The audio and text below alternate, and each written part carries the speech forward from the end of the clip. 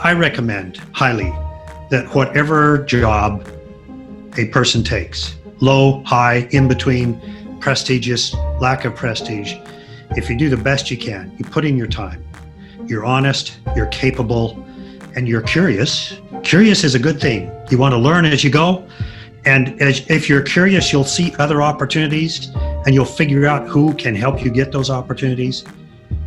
That's the best advice I've ever received. If you'll do your best and take good care of the company will take care of you. And I've been with this company, as you noted, for some 30 plus years. In this last round of cuts, I would have expected that I would have been one of the ones that the management came to and said, Paul, don't you think it's time for you to go do something else? I mean, like, go to the next phase of life? Actually, what happened was my boss came to me and he said, look, I need you. I've got all sorts of young, enthusiastic people, and I want to keep them on staff, but I need help to give them guidance, and I need help with a stable head, steady hands. I took a pay cut, but I've stayed. Paul Neff is a regional sales director based in Singapore for a US aerospace company. He has 39 years of experience in the aviation industry. He has held leadership positions in the Asia regional business, and he is business fluent in Mandarin Chinese when he first joined the aerospace industry. He was assigned as the first business representative in Greater China for his company. Paul, I'm so glad to have you on this podcast where we can talk about the careers of millennials, especially when it comes to the aviation industry. Thank you, Andrew. I'm delighted to be here. Thank you for inviting me. Paul, why don't you tell us a little bit more about yourself based on the history that you have, because you've been in the industry for a long time, and also tell us what do you think about the current situation right now when the coronavirus has basically brought the whole aviation industry to a standstill. Well, that's a lot to cover, Andrew. My background, I grew up in the farmlands of southern Idaho, which is in the northwestern part of the United States. Never dreamed that I would either live or work in Asia, let alone in aviation. When I finished graduate school, I was recruited by the US government for an intelligence position. And due to my family background, I wasn't able to pass the security clearance. So I went back to graduate school and got a degree in international business. When I finished that, I expected to go into the banking industry. I have a degree in finance, in international finance. But as it turned out, the banks didn't offer me nearly as much money as my current company, my current employer offered me. At the time, I was married with 2 small children and was desperate to go out and make some money and make a mark in the world. So I joined the company that I currently work for. We've been acquired twice. So the names are no longer relevant. The name that it was is no longer the name that it is. But I have a background as a result of this employment with my current company in primarily airborne equipment. So things that go on airplanes, not airplanes themselves. But in the process of understanding what goes on the airplanes and what they do and how the airplanes fly, I've learned a lot about airplanes and airlines and airplane repair and overhaul centers, as well as airplane manufacturing. You mentioned that I was my company's first representative for Greater China. About 12 years ago, I was called back to work specifically in China to work on the then what was called the Big Airplane Project, the COMAC C919. So I have some aircraft OEM business experience. I have a lot of airline experience. And the current situation that we're facing really is a challenge more for the airlines. And as a result of the challenges for the airlines, for the aircraft manufacturers and the airborne equipment manufacturers such as my company. In the aviation business generally, aircraft manufacturers and airborne equipment manufacturers make more money on not manufacturing, but repairing and overhauling and maintaining the equipment that we sell. Therefore, if airplanes aren't flying, we're in a very large world of hurt because we don't have as much money coming in. And if airplanes aren't flying, airplanes are not being delivered to the airlines. And so new airplane deliveries, new equipment for airplane deliveries, and the repair and overhaul of equipment for aircraft takes a huge bite. So the circumstances that we're facing now are, for example, Singapore Airlines and Cathay Pacific, who are two of the largest single operation airlines in Asia Pacific, have grounded more than 90% of their aircraft. They're flying some freighters, they're flying some cargo charters, but in terms of passenger traffic, because of the closure of borders, because of the coronavirus concerns that nation states have and that passengers have about sitting close to somebody who may be from anywhere, and the potential of transmitting the virus to them has essentially locked down the airline passenger carrying experience. There are some airplanes that are flying, carrying passengers, but they are quite limited in number. Therefore, for Singapore and Hong Kong, where all of the traffic is essentially international traffic, there's not much flying going on.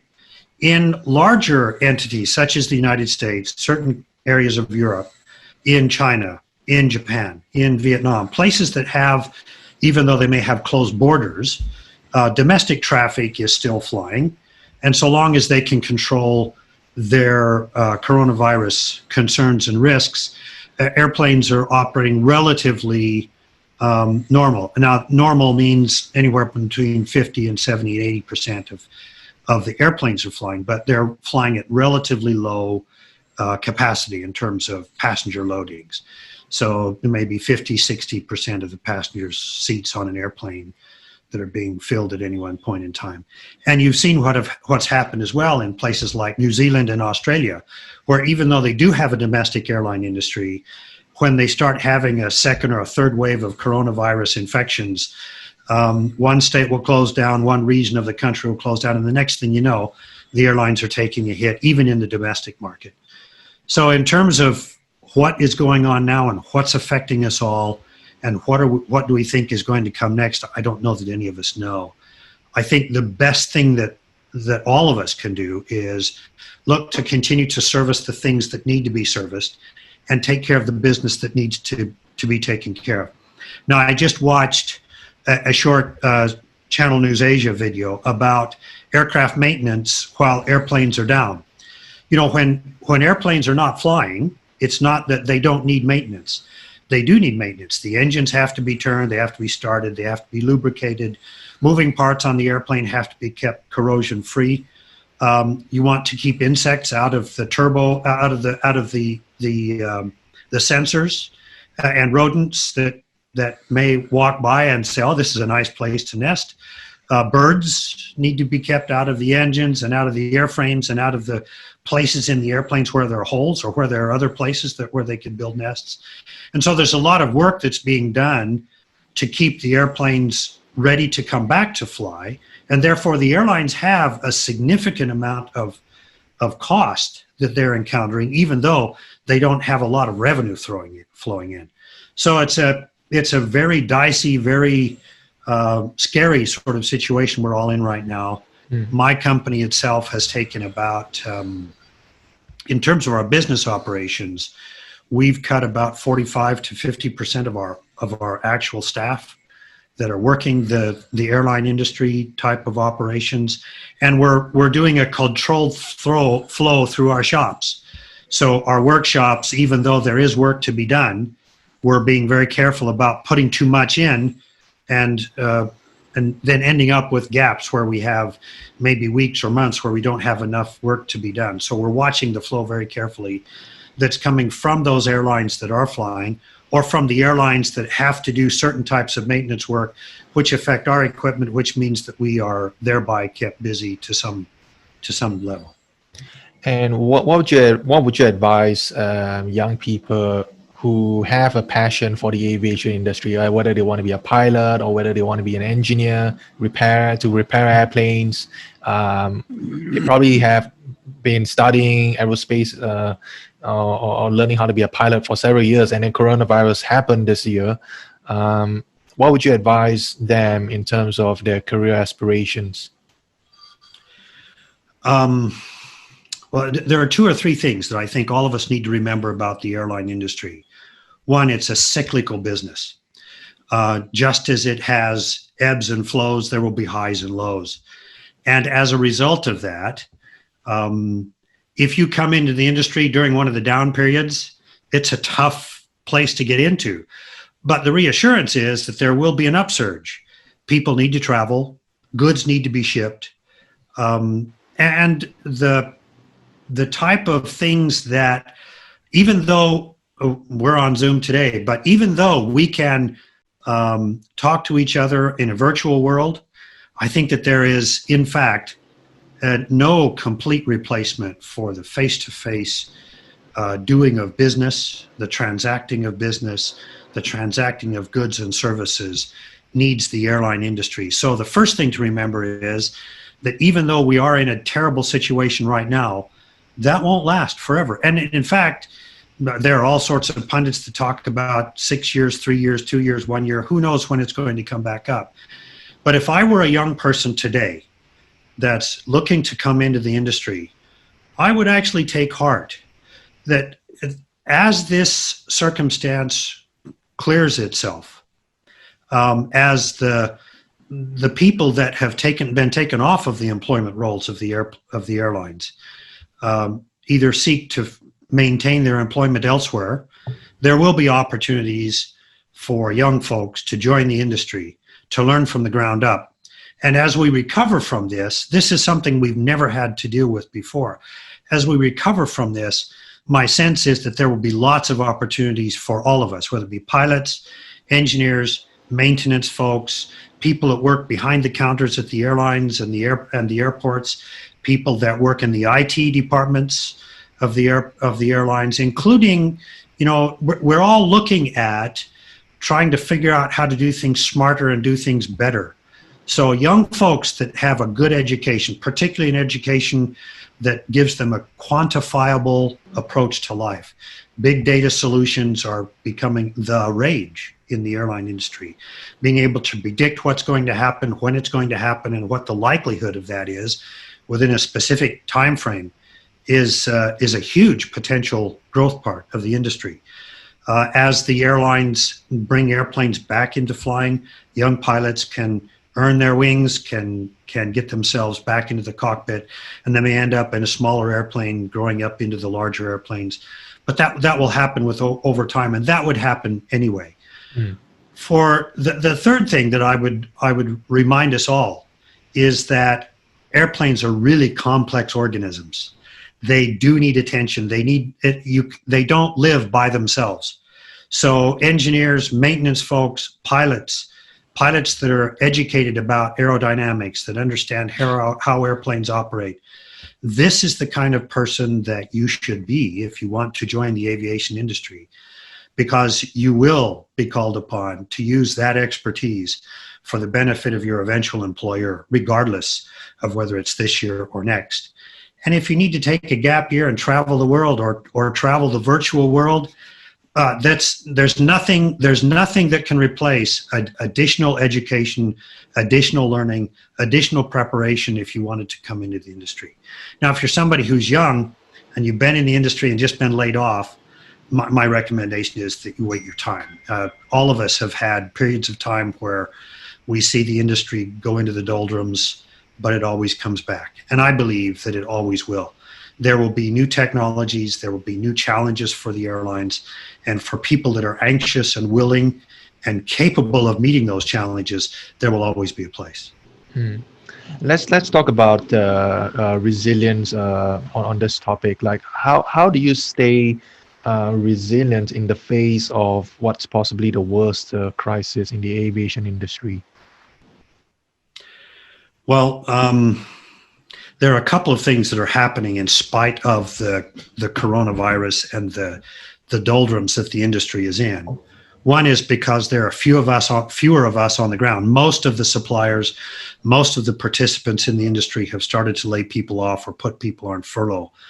For those of us that are still working, there's more work and less of us doing that work. And I wouldn't say that there's more business to be had, but our customers continue to have problems. They continue to have challenges. And some of the more advanced, some of the more, shall we say, forward-looking airlines are looking at the age of their fleets and they're saying, well, maybe we will renew these airplanes. Since the airplanes aren't so busy, now is the time where we can refurbish the galleys, we can refurbish the seats and the interiors, we can do the engine overhauls, we can do the heavy checks that need to be done, whereas maybe we were going to do them in 6 months or 7 months or even next year. We can take this time while the airplanes are not flying to do upgrades and modifications and retrofits that we perhaps would not have been doing for 2 or 3 years from now. There is, of course, the cost factor for that, but if the airline thinks about that, retrofits, modifications, and upgrades primarily provide normally better service at lower cost than what you have today. So if we think about it, there is plenty of work to be done. And even though the stresses and the strains of what might go wrong and what may continually go wrong, I think there's still a lot of hope for and a lot of goodness associated with the things that many of the airlines are doing, both to keep the airplanes safe and ready to fly when the upturn comes, but also to take advantage of this time to retrofit and modify and upgrade the airplanes that they currently have. Wow. Okay. So basically, some airlines are seeing an opportunity in the crisis to maintain their airplanes or upgrade their airplanes because, as you said, airplanes are complex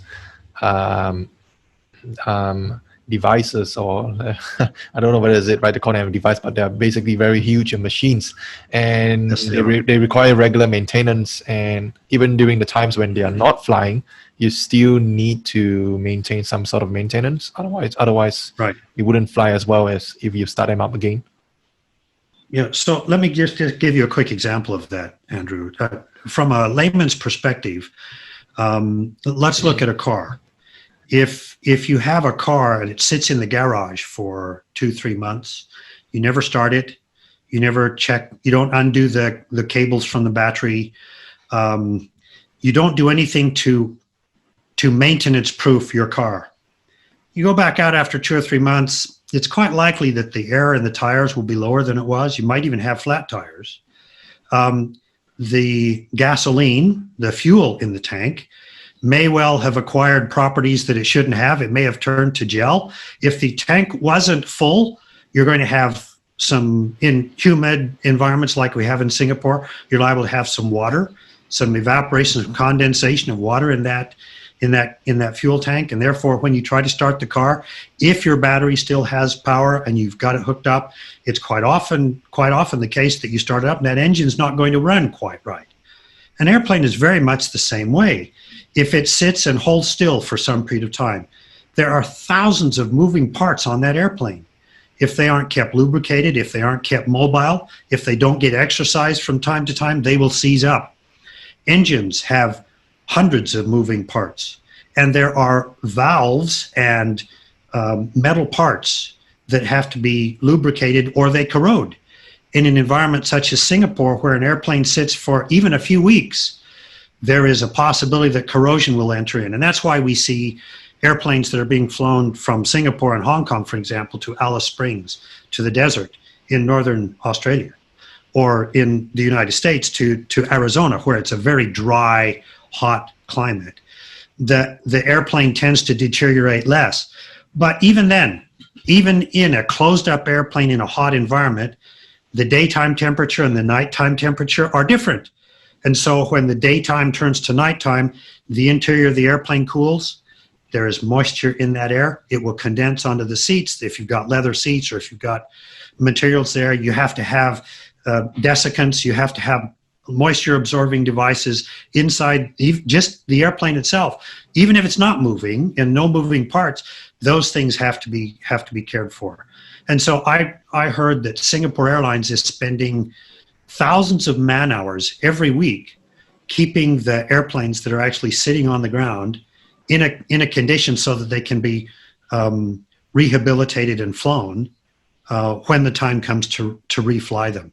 So significant costs for Singapore Airlines, but at the same time, employment for aircraft engineers, maintenance folks to take care of those birds while they're not flying. Less and a different type of a role than you would have if the airplane were flying 4, 5, 6 sectors a day, but still work that needs to be done.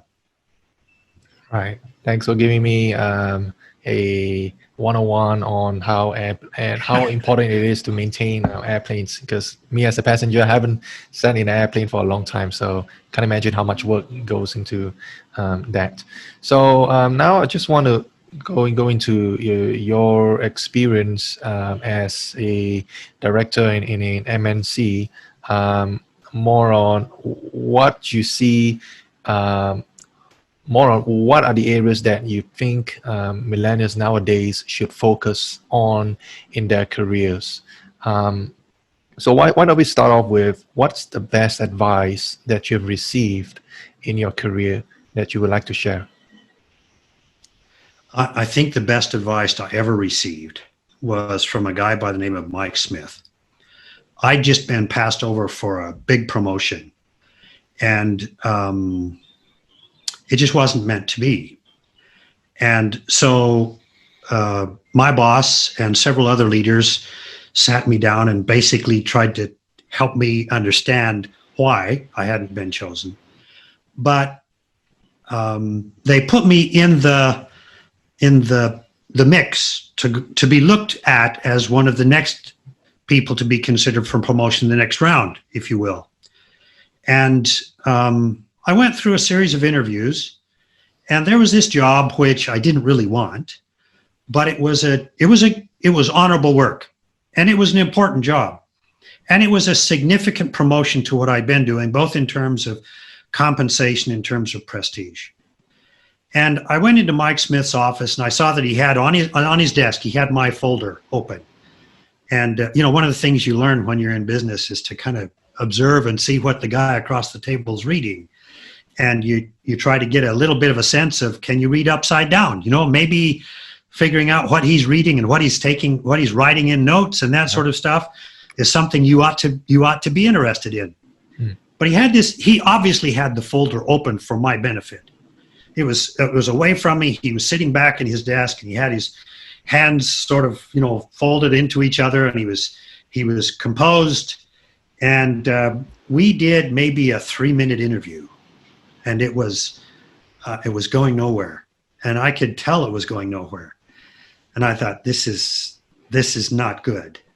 Mike was the hiring manager, and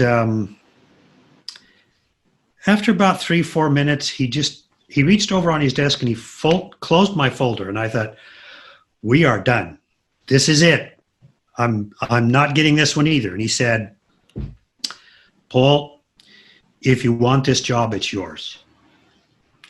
Do you want this job? And I took a very, I didn't take a big physical breath, but inside of me, I took a big breath. And I thought, what do I do? I mean, I don't really want this job, but I can do this job. But in all honesty, in a year or so, I'll be bored, and I'll probably be looking for something else to do.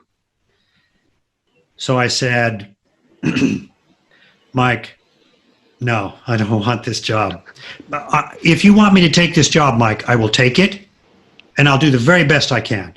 You'll never regret hiring me and taking me to do this job. I'll work hard. I'll bring the results that you want. I am capable of doing that. I'm confident that with the people that you already have in place with me, we can do what you want done. And better. And he said, it's okay. I want to hire somebody else. And he said, I've always felt that if I'm honest with my company, and if I do the best I can, the company would take care of me. I've remembered that all these years. And that was 20 some years ago. but I've tried to maintain that posture. As I look around, as I come up for promotion, as I look at new opportunities within the company, I try not to get so that I take anything so personally that becomes a blow to my ego when I don't get what I want. But I also try to do my very best in the areas where my company asks me to serve, and to do more than they ask, and to put in more than we don't work 8-hour days. We work 12, 14-hour days most of the time. But I put in my fair share. And I try to let my company know what my limitations are. I don't work on Sundays. But the other days of the week when my company needs me, pretty much I'm there at their service. Now, my wife and my family get part of my time as well. And that's somewhat sacrosanct. But when I work, and I try to do the very best I can. It was not very many months after this event that I told you about that Mike Smith, we were at a company event, and I wasn't anxious to be there, and I wasn't anxious to stay very long. It was an evening thing. It was one of those corporate events where you were expected to show up, you were expected to put in your time. The leaders had some speeches they wanted to make, and there was food. So you could see people milling around, and some were building relationships, and some were sucking up to the leaders, and others were doing other things. I didn't feel the need to do any of that. I was there. I had a very short speech I had to give, and then I was going to retire from the room. During the meeting, the meeting was after the food, so it was right after work. So it was about 6:30, 7 o'clock at night.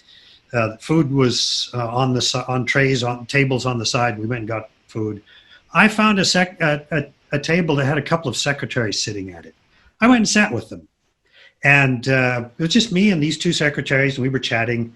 And I looked up, and Mike Smith is standing there. Mike Smith was the vice president, general manager of the number 2 performing business entity within the company. And he looked down and he said, "Paul, can I sit here?" "Sure, please, Mike, as you are." And he sat down, and within seconds, the table was full. But people weren't there for me. They were there for Mike, right? They wanted to be seen. Mike didn't pay any attention to anybody but me and the secretaries. He asked us what we were doing, how we're doing, what's going on in our lives. He was interested in us.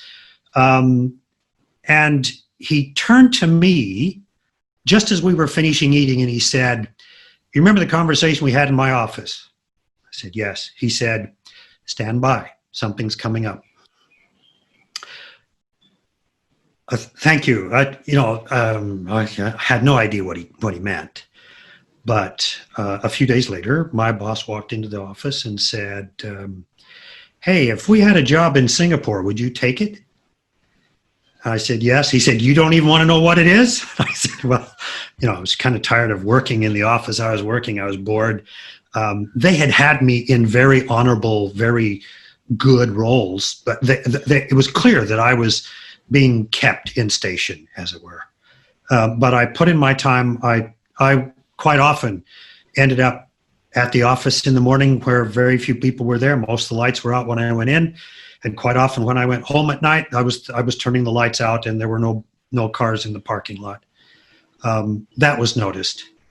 So I recommend highly that whatever job a person takes, low, high, in between, prestigious, lack of prestige, if you do the best you can, you put in your time, you're honest, you're capable, and you're curious. Curious is a good thing. You want to learn as you go.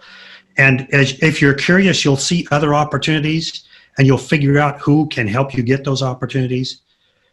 That's the best advice I've ever received.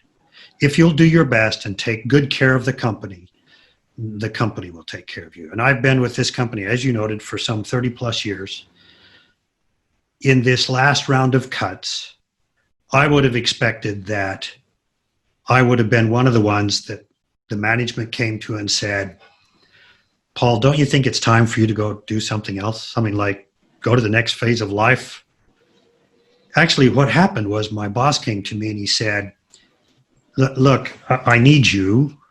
I've got all sorts of young, enthusiastic people, and I want to keep them on staff, but I need help to give them guidance, and I need help with a stable head, stable, steady hands. I took a pay cut, but I've stayed.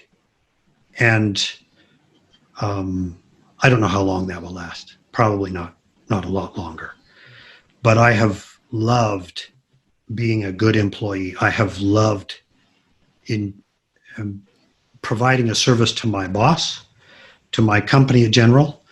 So you were basically put up for promotion for a job that you knew you kind of don't really want because you know you're going to get bored in a year. And you were very honest in that conversation you had with Mike. So basically, yes, the advice is be honest in your dealings and have integrity and just be forthright with the leaders of the company on how you can really contribute to the company, even if it's a role that they're offering you for promotion, maybe for a bigger title, but for more money. But you're honest with that because you really want to do, you really mean well for the company instead of just going into the role and 1 year later switch out to something else, and that wouldn't be so good for the company. But well said, Andrew. I have been saved 3 times by people in my company who saw goodness and felt that I was worth keeping, when others were viewing me as an obstacle, somebody maybe below me that wanted my job and was pushing to get me out of the way so they could take a promotion. Somebody that was a peer whose behavior I didn't agree with, or perhaps who didn't like me and my methods. Other circumstances where people took umbrage at what I said, what I did, how I did what I did, those sorts of things. And in those 3 circumstances, and perhaps maybe many more that I'm not aware of, good people, leaders, stepped in and said, we think you have value, we want you to stay. And they've made it worth my while, and they've helped me along my way.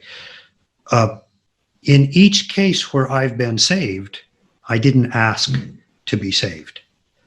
And in one circumstance, I didn't know that I was under fire. And people literally stepped in and had me moved and removed so that they could save me for another day.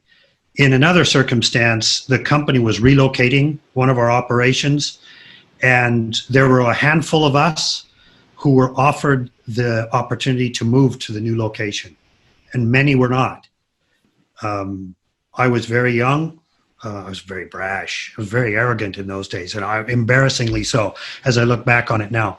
But they sat me down and said, contingent on these things, we want you to stay, and we'll make it worth your while to stay. In the third instance, I knew I was under fire. I had a boss who was not pleasing his boss. And as a result of that, almost anything my boss did was not good enough. And I was an irritant because there were things that were going wrong in my part of the world, the parts that I had responsibility for, that were beyond my control. And I was pushing on my boss to change them. And I didn't know that he was under as much fire as he was. And therefore, I became a target for him as he was a target for his boss.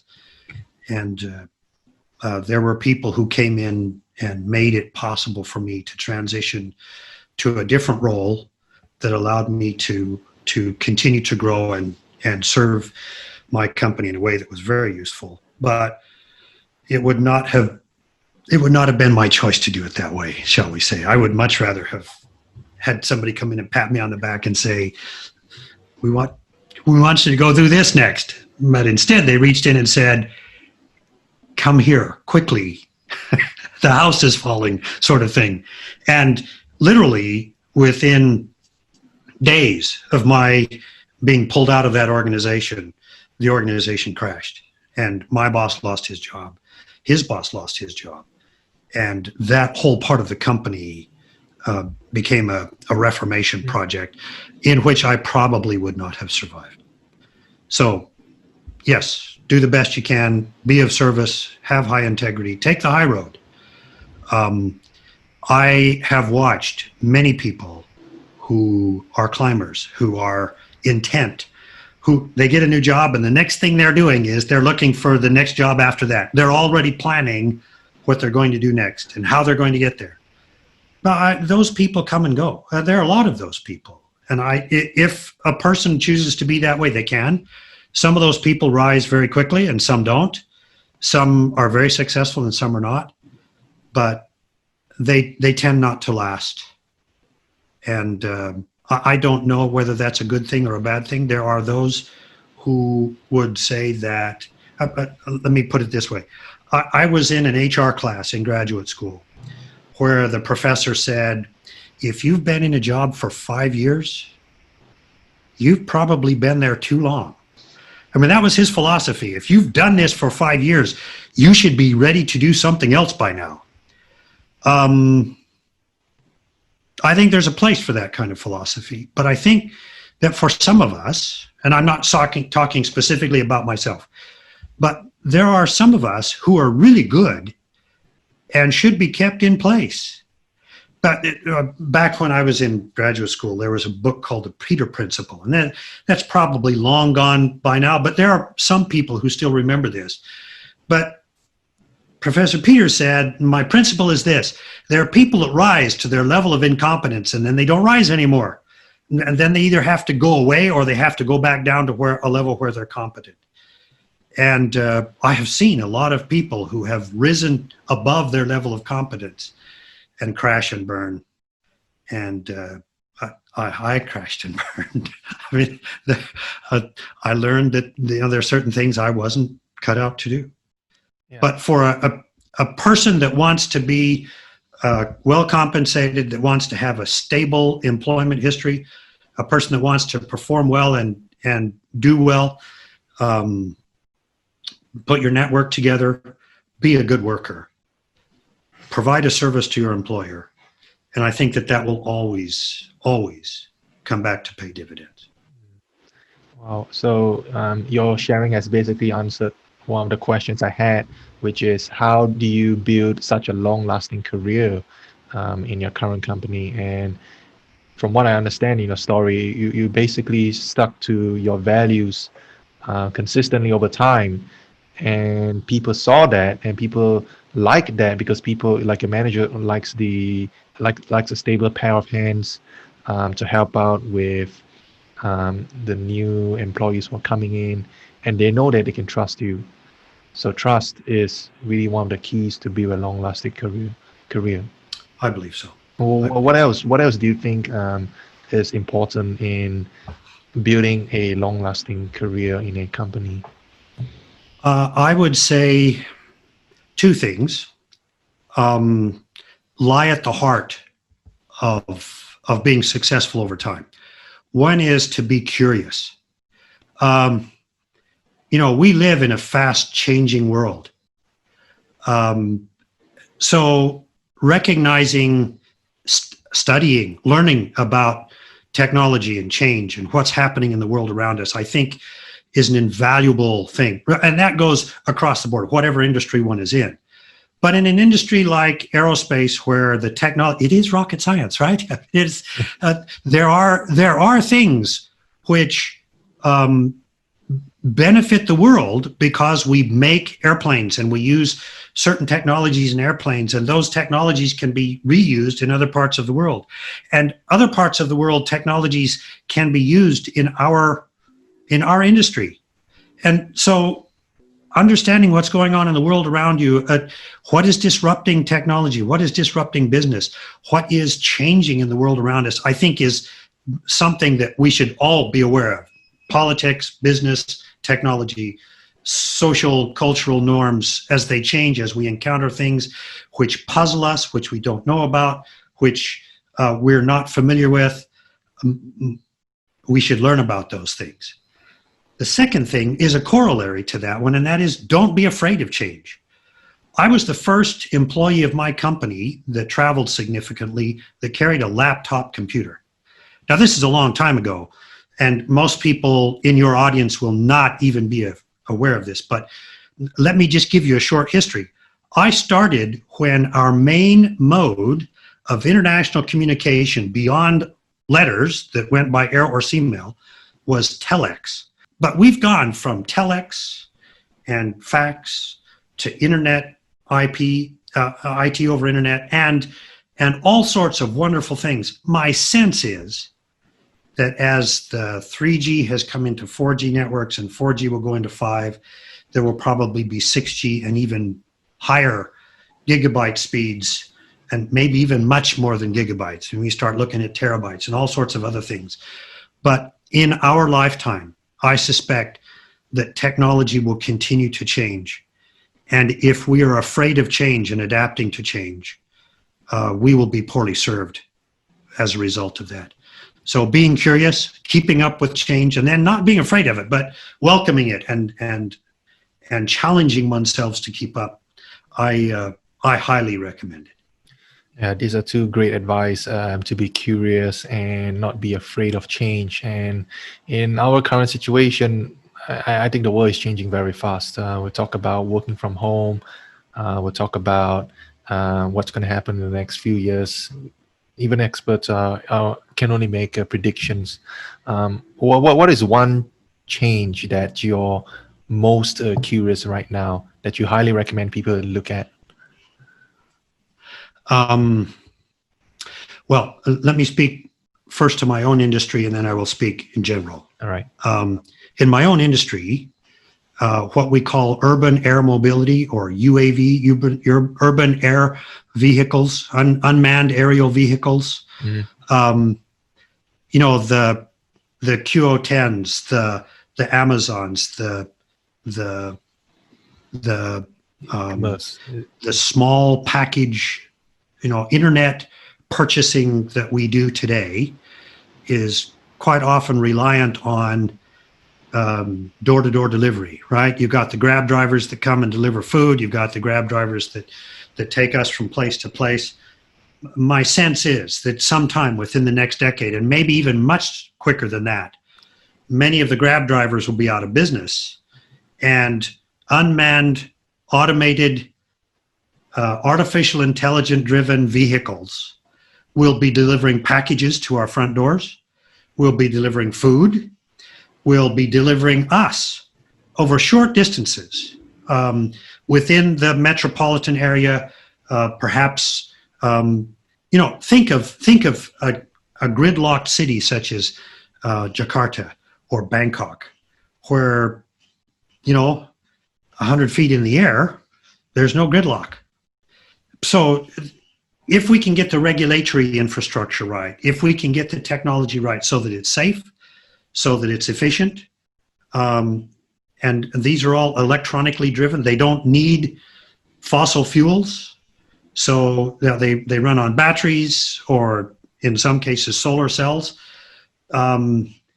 These devices can fundamentally change the way we work together, the way we go to work, the way we receive our work, and in many cases, the way we interface with each other. So UAVs, UAM, I think is a huge change that's coming. It needs to be safe, it needs to be predictable, it needs to be regulated. Mm-hmm. And so those infrastructures have to catch up to the technology which already exists. It needs to be proven, but I believe that is a huge change that can fundamentally change the way we are, the way we live, the way we experience life. A second one is the need that we have to preserve our Earth. And whether you refer to it in terms of global warming, or in terms of the usage of fossil fuels, or the mining of precious and semi-precious metals, and the recycling of those precious and semi-precious metals that provide the capability to communicate and to do things that we do. I think that is another area where the world must and will change. And in terms of climate temperatures and climate changes, in terms of violent storms and dry periods and drought and famine and other sorts of things are the result of the changes in our climate, mankind must rise to the challenge that is imposed upon us by the way we have treated and manipulated and used the resources that are at our disposal. Similarly, there must needs be new technologies that help us to better preserve, to less use, and to more efficiently use the resources we have. And so whether it be in terms of medicine or in terms of energy and energy development, water is going to become a huge challenge for us in the coming years. Keeping water clean, keeping it safe, recycling it, all of that. My mind boggles when I think of all of the things that need to change in order to keep the earth a safe place to live. Wow. Yeah, I think the first point you mentioned about UAV unmanned devices that could do deliveries probably is happening. Probably is going to happen soon in my lifetime, and probably in your lifetime too. And the second point about renewable energy or sustainable energy is also one of the key topics right now, because fossil fuels are going to run out in 2050 or so, something like that.